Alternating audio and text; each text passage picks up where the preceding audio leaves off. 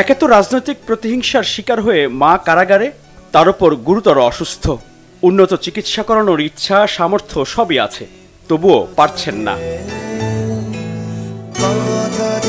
সন্তান হিসেবে এই কষ্ট, অপারগতা, সেই সাথে কাছে না থাকার আক্ষেপ, অনুশোচনা কতই বা লুকানো যায়।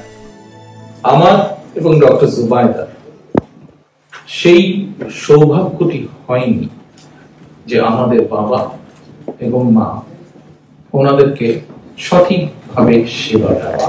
ডক্টর জুবাইদা এবং আমি পরিষ্কারভাবে অনুভব করতে পারি যে যেই সৌভাগ্যটি আমরা অর্জন করতে পারিনি, সেই সৌভাগ্যটি অর্জন না করার কষ্ট